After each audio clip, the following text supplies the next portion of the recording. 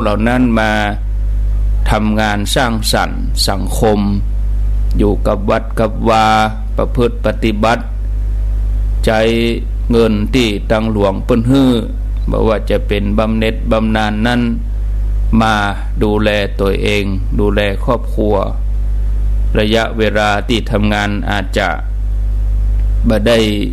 ไปวัดไปวาบ่ได้ทำบุญสุนทานเต็มที่ก็ใจช่วงเวลาที่มีอยู่นั้นทำให้เกิดประโยชน์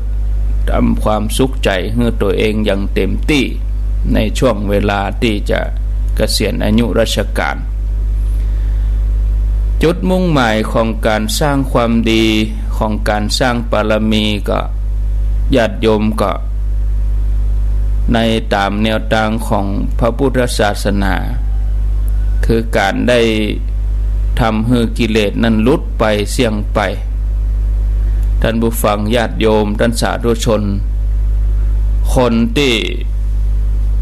เข้ามาในพระพุทธศาสนาบ่ว่าจะเป็นพระสงฆ์องค์เณรบ่ว่าจะเป็นศรัทธาญาติโยมก็มีความอ่อนน้อมต่อกันนะนิวาโตจะมีความอ่อนน้อมคารโวจะนิวาโตจะมีความเคารพซึ่งกันและกันนิวาโตคือบ่ทำตัวให้เย่อหยิ่งนิวาโตคือปองคือทำตัวเหมือนว่าตัวเองยิ่งใหญ่เนี่ยยึดติดในยศในตำแหน่งเกินไปนะมีอัตตานักเนี่ยแต่ถ้ายิ่งคนเฮามีความรู้มียศใหญ่โตต่อใดยิ่งจะต้องทำตัวให้อ่อนน้อมก็จะดูเหมือนว่าเป็นคนที่น่าฮักน่าอินดูไปการปฏิบัติธรรมนี่ทำให้คนเฮามีความอ่อนน้อมแล้วก็มีความเคารพนับถือผู้ที่ควรเคารพนับถือบูชาเนี่ยศรัทธาญาติโยมท่านสาธุชนทั้งหลายการแสดงความเคารพนั่นก็มีหลายอย่างลุกยืนต้อนรับกาไหว้กากราบกาทักทายกาได้หลายอย่างญาติโยมท่านทั้งหลายมีพระบาลีปรากฏในคุถกนิกายคุถกปาฐะแปลความแล้วเปิ้นว่าบุคคลกระทำความเคารพผู้ที่ควรเคารพสักการะผู้ที่ควรสักการะนับถือผู้ที่ควรนับถือบูชาผู้ที่ควรบูชาเพราะกรรมนั้นที่ยึดถือไว้บริบูรณ์อย่างนี้เบื้องหน้าแต่ตายเพราะกายแตกดับเขาย่อมถึงสุคติโลกสวรรค์ถ้าเขาบ่ถึงสุคติโลกสวรรค์หากได้เกิดมาเป็นมนุษย์ก็จะได้เกิดในตระกูลสูงก่อนที่จะอธิบายธรรมะนั้นก็เอิ้นไปตั้งญาติโยมที่อยู่ตั้งเมืองฝางตะกี้ก็ได้ยินญาติโยมเปิ้นแจ้งตุลุงยองว่าเสียงมันย้อนอย่างอาตมาอู้นี่ก็เหมือนกันก็บ่ใช่เป็นตาต้นสายบ่ใช่เป็นตาที่อาตมาพี่เนอะบ่ใช่เป็นตาต้นทางก็เนื่องจากว่าเป็นเพราะที่จุดที่สถานีเปิ้นอาจจะเปิดโปรแกรม2ตัวมาก็เปิดซ้อนกัน2อันก็ต้องมีคนไปปิดเนาะจะต้องไปปิดโปรแกรมอันหนึ่งเปิดอันเดียวก็พอถ้าเปิด2อันนี้มันจะซ้อนกันเสียงมันซ้อนคือมันเฮียนปากกันเนี่ยอู้ไปแล้วมันก็อู้ต่อไปเห็นหน่อยเหมือนเสียงมันก้องเหมือนถ้าเป็นช่างทางเทคนิคเปิ้นก็ฮ้องว่ามันเอ็กโคนักล้ำไปหรือบางอันก็เปิ้นอาจจะเล่งตัวเอ็กโคเสียงมันก้องแต่อาตมาสันนิษฐานไว้นะ สันนิษฐานว่าที่เสียงมันย้อนกันนี่ก็เปิ้นก็คงจะได้เปิดโปรแกรม2ตัวเปิด2อันกู้กันนะเนี่ยดูมันเสียงมันก้องขนาดแล้วก็ฟังแล้วก็บ่ม่วนกับหูเนาะพระคุณเจ้าก็จะอยู่ในวัดท่านอยู่กะแต่ว่าเปิ้นฟังอยู่กะถ้าว่าเปิ้นไปทำวัดเหียแล้วบ่มีไผฟังก็อดกันไปอย่างเงี้ยเนาะอดฟังกันไปเงี้ยเนาะศรัทธาญาติโยมเนาะเป็นหยังเนาะอดฟังกันไปแต่ที่อื่นนี่ปกติหมดเนอะเฉพาะที่สถานีเมืองฝางที่เดียวมาอู้ถึงเรื่องการแสดงความเคารพต่อการแสดงความเคารพนั้นก็คือการตระหนักถึงคุณธรรมความดีของคนอื่นความนอบน้อมโดยการแสดงออกทั้งกายทั้งวาจาทั้งใจก็มีอยู่หลายวิธีอย่างที่บอกญาติโยมท่านทั้งหลายว่าการแสดงความเคารพคือเวลาเปิ้นเดินมาแล้วเขาจะเดินไปอย่างทางจะปะกันด้านหันเขาก็หลีกทางเฮือลบลุกยืนขึ้นต้อนรับเฮือเปิ้นได้นั่งปนมมือไหว้เวลาอู้ตัวเองญาติโยมสังเกตว่าครูบาอาจารย์พระเจ้าประสงค์นี่เปิ้นเป็นแบบอย่างให้ญาติโยมเขานะปะกันเปิ้นก็ยกมือไหว้บางทีวันเดียวนะไหว้กัน3เตื้อถ้าปะกัน3งานเปิ้นห้องวัดต่างกรรมต่างวันละมาเจ้าปะกันที่งานทำบุญบ้านใหม่ก็ทำบุญสืบชะตาเมื่อตอนไปปะกันงานศพก็ไหว้แถมเนี่ยเนาะบางทีมาเจ้าก็ปะกันงานนี้มาตอนไปลงโบสถ์ปะกันก็ไหว้กันแถมเนี่ยไหว้บ่อยๆเนาะอภิวาทนะสีลิสะนิจจังพุทธาปัจจายโนจัตตาโลธรรมาวัฏันติอายุวันโนสุขังพลังมันกราบไหว้ความเป็นสิริมงคลเพราะว่าจะเป็นอายุวันนะผิวพรรณสุขะความสุขพละความเจริญกำลังทั้งหลายก็จะได้เกิดกับบุคคลนั้นเฮือมันกราบไหว้อยู่เป็นนิดนะกราบไหว้บางทีก็ขออนุญาตไปทำกิจต่างๆพระสงฆ์องค์เนนที่เป็นลูกวัดนะเฮาไปอาศัยวัดเปิ้นอยู่จะไปที่ไหนจะไปมาอย่างใดก็ไปลามาไหว้ขออนุญาตเจ้าอาวาสตุหลวงหรือว่าผู้ที่ทำหน้าที่ถ้าเป็นวัดใหญ่วัดหลวงเปิ้นก็จะแบ่งเป็นคณะนั้นคณะนี้อย่างวัดหลวงละปูนเปิ้นก็มีคณะสะดือเมืองพ่องคณะนั่นคณะนี้นะเปิ้นแบ่งกันเป็นจุดก็มีผู้ช่วยเจ้าอาวาสดูแลปกครองพระเนนแต่ละคณะในวัดพระอารามหลวงแต่ถ้าว่าเป็นพระที่เขาอยู่ตั้งชนบทนะรอบนอกบ้านนานี่ก็ขออนุญาตเหียเจ้าอาวาสวันพุธผมจะขอไปนอนปุ่นเนอขออนุญาตนะไปธุระที่หันที่นี่ไปลามาไหว้บ่ได้หันตุเจ้าหลวงเป็นหัวลักหัวถออันนี้คือเปิ้นฮ้องว่าเป็นการแสดงความเคารพญาติโยมเองก็เหมือนเดียวกันเนาะญาติโยมเองนี่อาตมาสังเกตว่าคนที่เปิ้นปฏิบัติธรรมคนที่เปิ้นเข้าวัดเข้าวาเนี่ยจิตใจเปิ้นจะอ่อนน้อมเนาะพระสงฆ์เดินมาก็ยกมือไหว้ทักทายนะแม้แต่เงาเปิ้นยังบ่ย่ำสังเกตว่าคนที่เปิ้นปฏิบัติธรรมคนที่เปิ้นไปวัดไปวาเนี่ยจิตใจเปิ้นอ่อนน้อมแล้วกิริยามารยาทเรื่องความเคารพนี่โอ้ที่สุดเลยศรัทธาโยมบางคนเปิ้นกับพระสงฆ์เน้นเปิ้นก็นั่งกับปื้นนี่นะเคารพแต่เนาะอันเนี้ย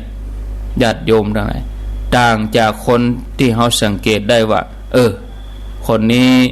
กำกะกิริยาท่าทางก็ดูกระดังกระเทืองก็แสดงว่าบ่ได้รับการฝึกบ่ได้เข้าวัดเข้าวามานะอย่างนี้เป็นต้น หากสังคมใดมีความเคารพต่อกันสมานสามัคคีกันความปองดองสังคมนั่นก็จะน่าอยู่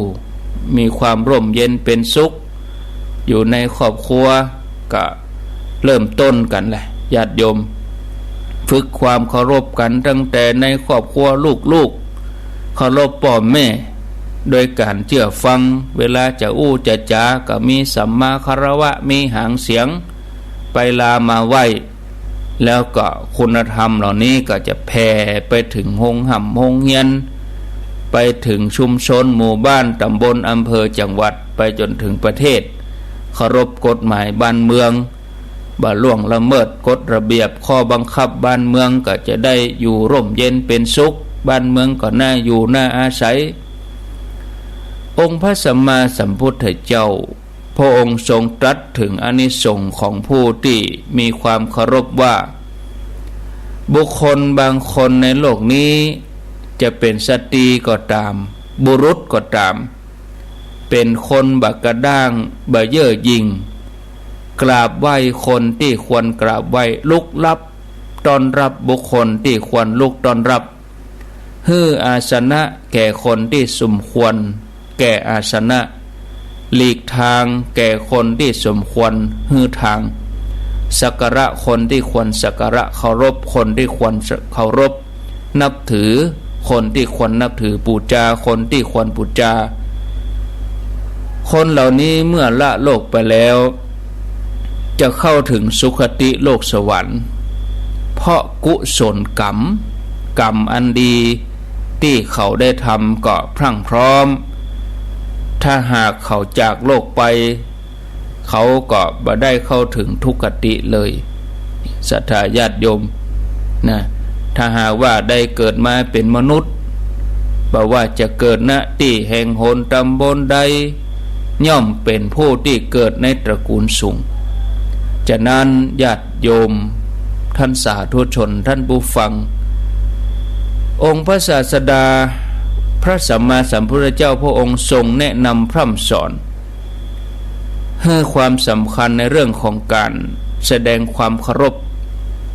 นะพระสงฆ์สามเณรครูบาอาจารย์พระสงฆ์ที่เข้ามาอยู่ร่วมกันในพระศาสนาเปิ้นก็อยู่ร่วมกันยังมีความสุขช่วยกันสืบอายุพระพุทธศาสนาจนกระทั่งถึงปัจจุบันนี้ถึงวันนี้เพราะเปิ้นอาศัยความเคารพกันตามลำดับอาวุโสไผบวชก่อนบวชหลังไผบวชก่อนเปิ้นก็ฮ้องว่ารัตตัญญูแปลว่าคนฮู้ราตรีนานหมายถึงว่าคนบวชก่อนนะหมู่พระสงฆ์เปิ้นก็เลยพอแล้วก็งดงามน่าเรื่อมใสเพราะอาศัยแบบอย่างอาศัยระเบียบวิธีที่พระองค์ได้วางไว้เป็นมหากรุณาพระปัญญาเฉียบแหลมของพระพุทธเจ้าที่พระองค์วางไว้เป็นเนติแบบอย่างเป็นแบบแผนที่ดีงามมีเรื่องเล่าให้ฟังญาติโยมในสมัยพุทธกาลเมื่อองค์พระสัมมาสัมพุทธเจ้าพระองค์เสด็จไปโปรดเจ้าเมืองเวสาลีแล้วก็กำลังเสด็จจาริกมาดังพระนครสาวัตถีสมัยนั้นภิกษุอันเตวสิกของพระชัพพคีก็เดินล่วงหน้าไปถึงที่พักก่อนภิกษุรูปอื่นๆภิกษุอันเตวสิกของพระชัพพคีนี่ก็เมื่อไปถึงที่พักก็จับจองให้กับครูบาอาจารย์ของตัวเก่าต่างตนก็อันนี้เขาเอาไว้ให้ครูบาอาจารย์ของเขาเนาะโอ้ง่ายคือว่ามีกลุ่มพระกลุ่มหนึ่งนะก็อันนี้ของลูกพี่เขานี่นะโอ้ง่ายๆนะก็คือไปแปลงที่อยู่ที่พักดีๆให้กับครูบาอาจารย์ตัวเองแล้วก็บรรดาพวกพ้องตัวเองก็คณะของท่านสารีบุตรเปิ้นเดินทางไปเมื่อลูนนะคณะของท่านสารีบุตรไปถึงเมื่อลูนก็บ่มีที่พักเจริญปนข้าพเจ้าขอประทานโทษเสียงมัน ฟังมาได้เลยมันอาตมาบอกไปตะกี้ละเนาะที่เมืองฝางอย่าที่เมืองฝางก็แม่ที่เมืองฝางก็นั่นละอาตมาบอกไปแล้วที่เมืองฝางนะ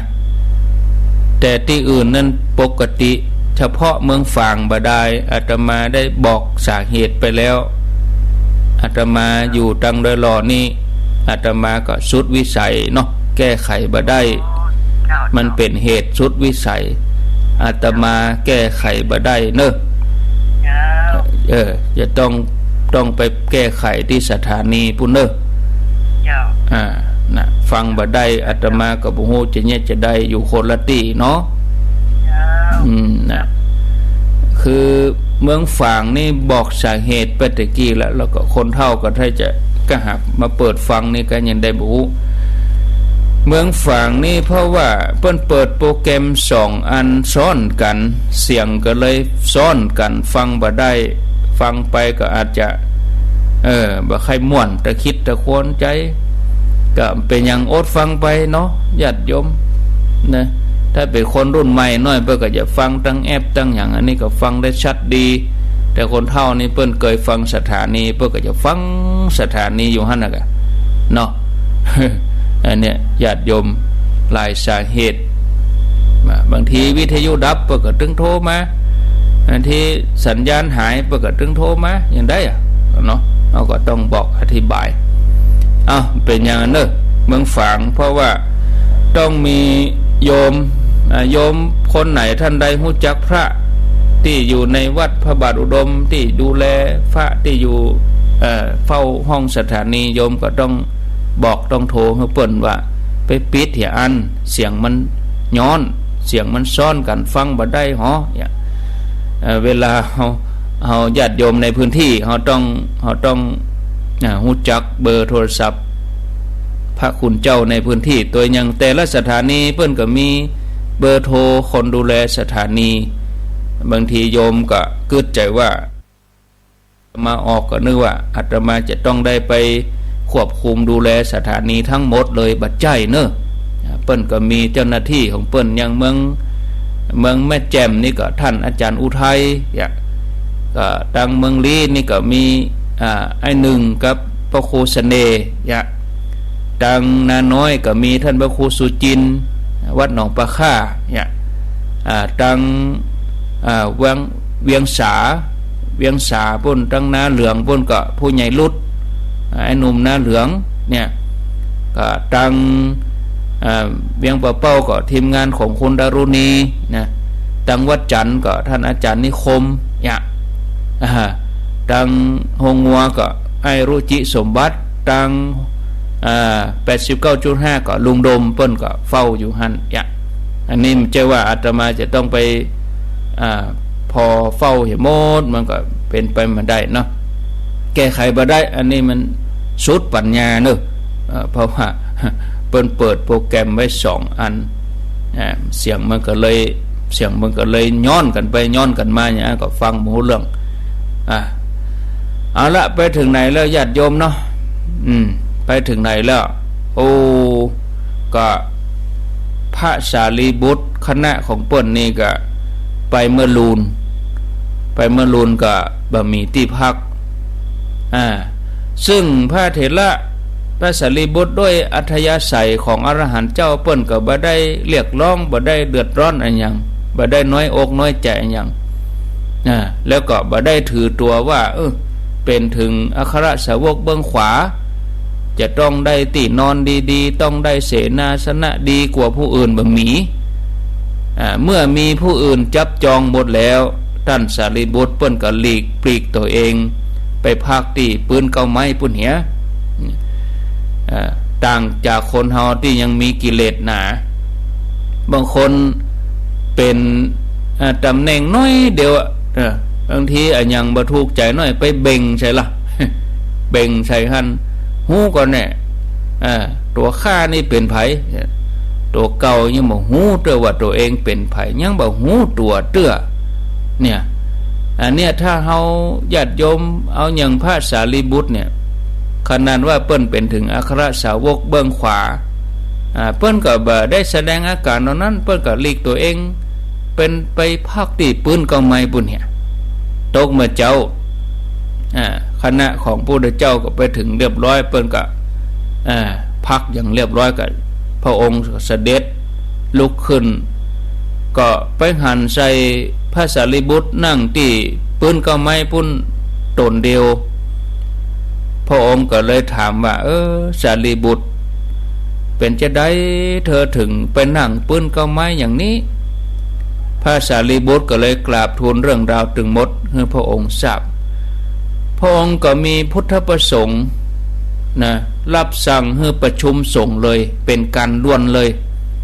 แล้วก็สอบถามตีมาตีไปภิกษุทั้งหลายว่าภิกษุทั้งหลายได้ข่าวว่าภิกษุอันเตวสิกคำว่าอันเตวสิกก็คือลูกน้องของพระชัพพคีรีบไปก่อนภิกษุคณะอื่นแล้วก็ไปจองที่นั่งที่นอนดีๆบรรดาอันเตวสิกของชัพพคีนี่จัดเสนาสนะดีๆสำหรับอุปชาอาจารย์ของตัวเก่าบ่ได้จัดไว้เพื่อสารีบุตรกาแม่นกาอีเนาะพระพุทธเจ้าก็ถามจะอีภิกษุเหล่านั้นก็กราบทูลว่าก็เป็นความจริงนะเมื่อไปถึงต่างฝ่ายก็นึกถึงอุปชาอาจารย์ตัวเองเนาะเพื่อจะเอาอกเอาใจก็เหมือนเดียวกันหันชัดเลยญาติโยมเวลาจัดงานอะไรอย่างนี้งานใหญ่งานหลวงเนี่ยอันนั้นก็มีลูกพี่อันนี้ก็มีลูกพี่เก้าอี้มันจำกัดบางทีเจิญมาสมมติว่า10หน่วยงานนี่เนาะเก้าอี้มีต่างคนกับหัวหน้าอันนั้นก็หัวหน้านั่นอันนั้นก็หัวหน้านี้ก็มันเก้าอี้จำกัดบางคนกับต้องกุลีก็จอตัวเจ้าหลวงนี่เก่าหัวยุนแต่โยมบางคนเพิ่นไปก็ไปแบบสบายว่าเป็นอย่างท่านผมก็ไปนั่งด้วยเจ้าบ้านเพิ่นน่ะเนี่ยผมก็คือเจ้าบ้านคนหนึ่งอย่างอี้นี่ม่วนกะแต่บางคนบางทีไปมีเก้าอี้ให้นั่งอย่างนั้นอย่างนี้กดดันเจ้าภาพเจ้าของงานต่างคนก็ต่างมีลูกพี่ตัวเอง หัวหน้านั่นหัวหน้านี้มันเป็นอย่างนี้อันนี้ก็ทุ่งเปิ้นก็ใครอยากจะเชิดชูใครอยากจะหัวหน้าของเปิ้นนั้นมีหน้ามีตานะแต่คนเฮานี่อาตมานึกถึงอันผู้ว่าจังหวัดอย่างขอนแก่นก็ว่านครพนมผู้ว่าที่อันเอาปิ่นโตไปกินที่จวนผู้ว่าแล้วเปิ้นก็ปฏิบัตินี่เปิ้นตลอดเหมือนกันนอนวัดตัวแล้วก็ปั่นรถถีบหิ้วปิ่นโตนะไปนะจังหวัดอะไรอย่างนะตังอีสานพุ่นนะเป็นข่าวอยู่เหมือนกันอันนั้นเปิ้นไปก็แตกต่างเนาะบางคนตำแหน่งบ่ถึงขนาดนั้นไปถึงก็ปะโธญาติโยมทั้งหลายเป็นใหญ่เป็นโตจะเอาอย่างกันล่ำเลือเนาะคนเฮาญาติโยมถึงเวลาก็อัตตานั่นน่ะตัวตนบ่ได้ลดละเลยยิ่งจะเพิ่มกิเลสขึ้นมาอย่างก็จะต้องเป็นพิเศษกว่าคนอื่นนะอันนี้ก็เหมือนเรื่องราวนี้แหละพระองค์ก็ถามว่าเป็นอย่างนั้นแต่ก็ภิกษุทั้งหลายก็กราบทูลตามความเป็นจริงพระองค์ทรงติเตียนว่าดูก่อนภิกษุทั้งหลายเหตุจะใดนะโมฆะบุรุษเหล่านั้นจึงรีบไปก่อนภิกษุอันมีพระพุทธเจ้าเป็นประธานคือหมายความว่าเวลาเปิ้นเสด็จไปไหนพระองค์ก็จะมีคณะพระสงฆ์ติดตามไปแต่ว่าคณะของพระชัพพคีเนี่ยก็ถ้าจะรู้ว่าที่นอนที่อย่างจำกัดก็เลยล่วงหน้าไปก่อนเดินทางล่วงหน้าไปก่อนไปจับจองที่ดีๆก่อนเนี่ยพระองค์ทรงตำหนิเลยว่าเป็นโมฆะบุรุษนะเหตุใดถึงประพฤติเช่นนั้นเล่าการกระทำของเธอนั้นเป็นโมฆะบุรุษบ่ได้เป็นไปเพื่อความเลื่อมใสของชุมชนที่ยังบ่เลื่อมใสเป็นไปเพื่อคลายความเลื่อมใสของผู้ที่เลื่อมใสแล้ว ดูก่อนภิกษุทั้งหลายภิกษุอย่างใดควรจัดอาสนะอันดีอันเลิศน้ำอันดีบิณฑบาตอันดีพระองค์ทรงตรัสถามอย่างนั้นภิกษุบางพวกกราบทูลพระองค์ว่าพันเตข้าแด่พระองค์พระพุทธเจ้าข้าภิกษุใดบวชจากตระกูลกษัตริย์ภิกษุนั้นควรได้ที่นั่งดีน้ำดีบิณฑบาตดีภิกษุบางกลุ่มก็กราบทูลอันนี้หมายถึงพระเจ้าลองถามใจว่าดูก่อนภิกษุทั้งหลายไผ่ที่ควรจะได้ที่นั่งที่นอนที่กินที่อยู่ดีๆอีเนาะง่ายๆภิกษุกลุ่มแรกก็กราบทูลพระเจ้าว่าภิกษุที่บวชมาจากตระกูลกษัตริย์กะนะควรจะได้ที่นั่งดีเพราะว่าเปิ้นเป็นวรรณกษัตริย์แล้วแผ่นกลุ่มหนึ่งก็กราบทูลว่าภิกษุบางพวกก็บอกว่าภิกษุที่บวชจากตระกูลพราหมณ์นะควรจะได้ที่นั่งที่อยู่ที่กินดีแถมกลุ่มหนึ่งก็ว่าภิกษุที่บวชมาจากตระกูลเศรษฐีขหบดีก็ควรจะได้ที่นั่งที่อยู่ที่กินดีบางรูปบางตนก็เสนอว่าภิกษุที่สวดเก่งภิกษุที่จำพระสูตรได้ภิกษุที่จำพระวินัยได้จำพระอภิธรรมได้อย่างก็ว่าไปเนี่ยจะต้องได้ที่อยู่ที่กินที่นั่งที่นอนดีเนี่ยต่างตนต่างรูปก็หันควรว่ารูปนั้นรูปนี้สมควรบอกว่าจะเป็นภิกษุผู้ทรงธรรมวินัยภิกษุที่ทรงธรรมกถึกบางตนนี่ไล่ถึงกระทั่งว่าภิกษุที่ได้ปฐมฌานทุติยฌานว่านี่ไปจนถึงอรหันต์ผู้ที่ได้สมควรที่จะได้ที่อยู่ที่กินดีๆเนี่ยพระองค์ก็ทรงฟังคำตอบของภิกษุทั้งหลายแล้วพระองค์ก็ทรงตรัสว่าดูก่อนภิกษุทั้งหลายเรื่องเคยมีมาแล้วมีต้นไทรใหญ่ต้นหนึ่งอยู่ในป่ามีสัตว์สามสหายนี่ก็มีนกกระทามีลิงแล้วก็ช้างอาศัยอยู่ที่ต้นไทรสัตว์ถึงสามชนิดนี้บ่ได้มีความเคารพยำเกรงกันต่างก็ถือว่าตัวเองนั่นเป็นใหญ่ต่างก็ถือว่าตัวเองนั่นถือตัวจัดใครทำอย่างก็ทำตามใจชอบบ่เคารพกฎเกณฑ์สัตว์ถึงสามตัวนี่ก็เลยทะเลาะวิวาทกันเป็นประจำบางครั้งบางทีลิงนี่ก็ไปสายหางมดแดงตกใส่หัวจ้างมดแดงคบจ้างก็ขดเอางวงไปเขย่าต้นไม้ลิงจะนอนโอ้อันนี้จ้างก็เอาตัวไปสีเอางวงไปวันกิ่งไม้เขย่าลิงก็นอนแบบเป็นสุขนะฝ่ายนกกระทาก็ถ่ายนักอุจจาระใส่หัวจ้างพ่องลิงบางทีกับนกแปลงหางกับไปเตะหางนกกระทาโอ้ยุ่งกันจะทายาทโยมอยู่กันสามตัวไปได้นะต่างฝ่ายก็มาเป็นสุขเบียดเบียนซึ่งกันและกันมาได้ทำหน้าที่ของตัวเองต่อมาสัตว์ถึงสามก็มาปรึกษากันว่าเจ้าหมูเขาอยู่ถึงวันนี่เป็นว่าเขากินบ่ได้นอนบ่หลับกินบ่อิ่มนอนบ่สุขต้องมาระแวงข้าจะนอนตั้งลุ่มก็กลัวนกถ่ายอุจจาระใส่หัวพ่องลิงเอาอันหางมดส้มจ่งใส่บางทีข้าจะนอนก็จ้างก็มัดเขย่าต้นไม้ก็ข้าแปลงหางไปได้น้อยเดียวก็ลิงก็มัดลุหางเตหางข้าเหี่ยหมดเฮานี่อยู่ด้วยกันนี่บ่มีความสุขเลยนี่เพราะมัวแต่แกล้งกันไปแกล้งกันมาทะเลาะเบาะแว้งกันบ่มีความเคารพยำเกรงกันเนี่ยจะได้ดีถึงจะได้อยู่ด้วยกันดีๆเนี่ยสหายเฮาถึงสามนี่ เนาะแล้วเนี่ยจะได้ถึงจะฮู้ว่าเฮาถึง3เนี่ยเอาไผเกิดก่อนเกิดลุนเฮาจะได้เรียงลำดับเนาะเฮาจะได้เคารพกันนะผู้ที่เกิดก่อน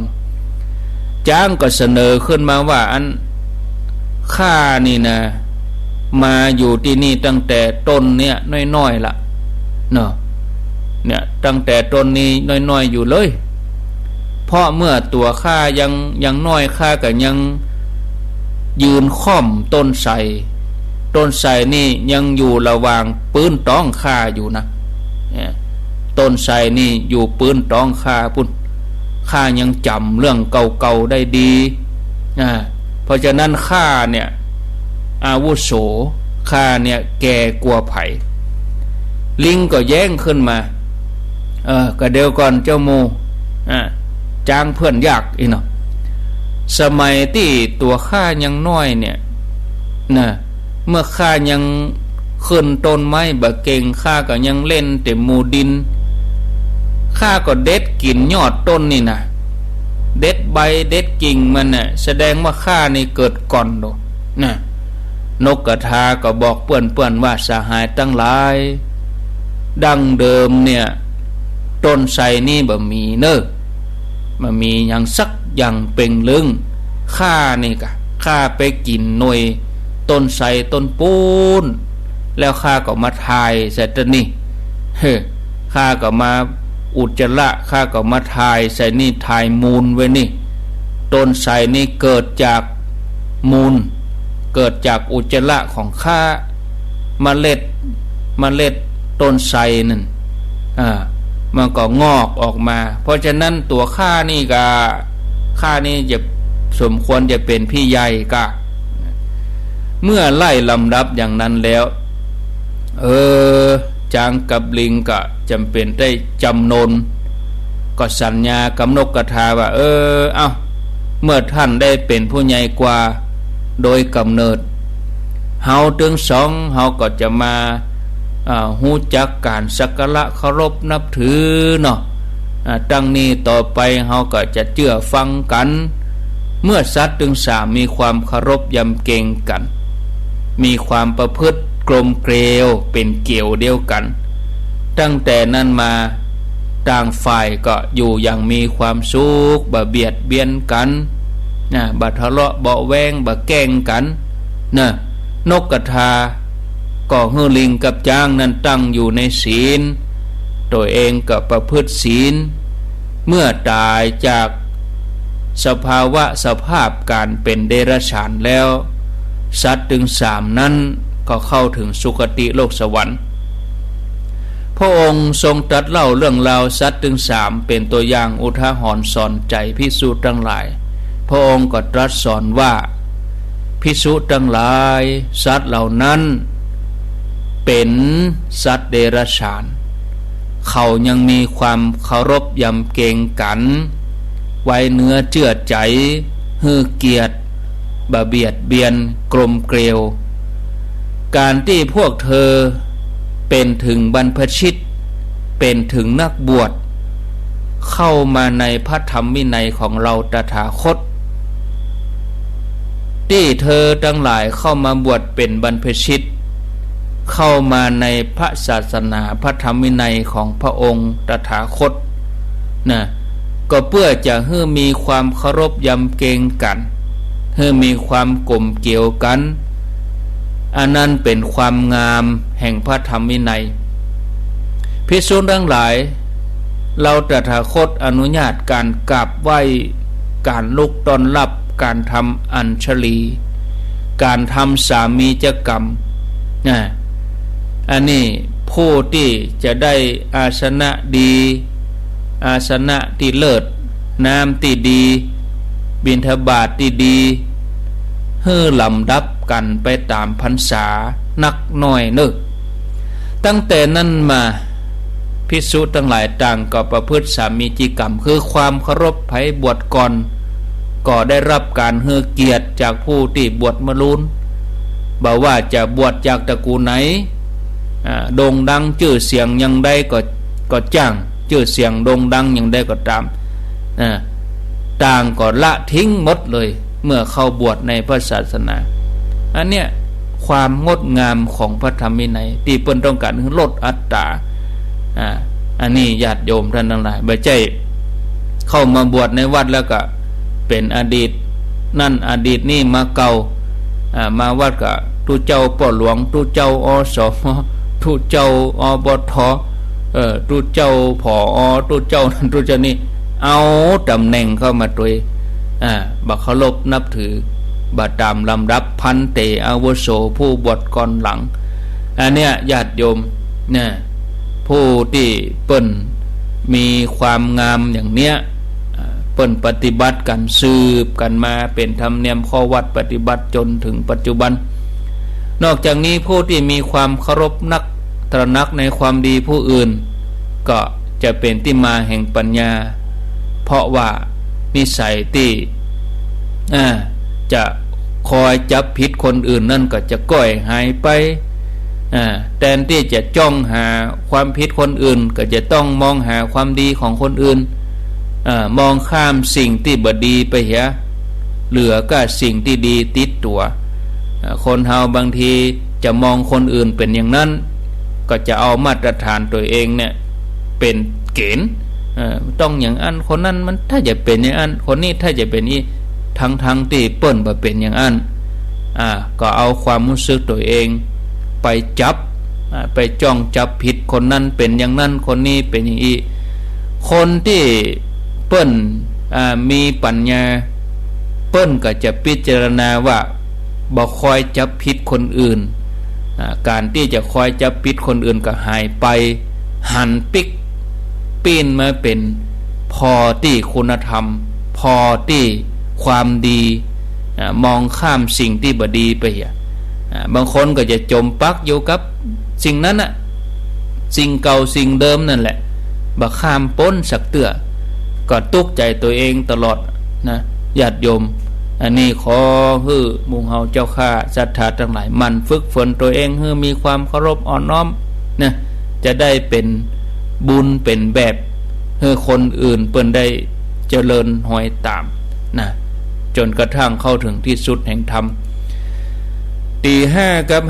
5:50นาทีประเด็นนี้52นาทีแล้วก็รับฟังที่ 104.5 ได้อยู่เนาะอาตมากำเดียวจะลาญาติโยมวันนี้อยู่กันต่อแถมชั่วโมงที่2ก็ยังจะอยู่กันต่อไปเนื่องจากว่าท่านมหาสมชาติวันนี้เปิ้นติดงานแล้วก็ตังที่104นี่เปิ้นก็ฮับสัญญาณนี่เปิ้นจะฮับเอารายการนี้ก็เปิ้นจะฮับในเวลาวันการกับวันพัดตี 5 ถึง 6 โมง 6 โมงไปแล้วก็จะเป็นท่านพระครูวิสิตศิลพรสำหรับ 104.5 ที่อื่นๆก็อยู่ที่เก่าเนาะญาติโยมเหมือนเดิมทางบ้านทุ่งเรดิโอ89.5 ญาติโยมทางเวียงปะเป้าอยู่ที่เก่าเมืองฝางเมืองน่านญาติโยมฟังเมืองดีแม่แจ่มวัดจันทร์ญาติโยมที่ฟังเมืองฝางก็ลากันตึกเวลา 6 โมงตอนนี้ลองฟังพอเหลือเวลาแถม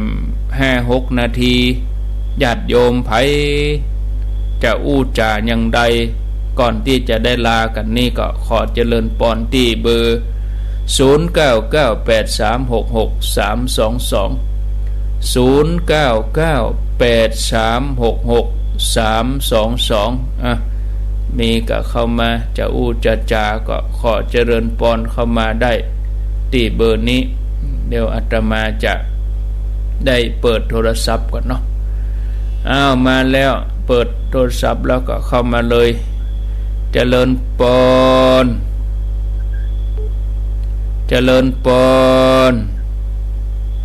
อันนี้ก็โทรมาก็หนู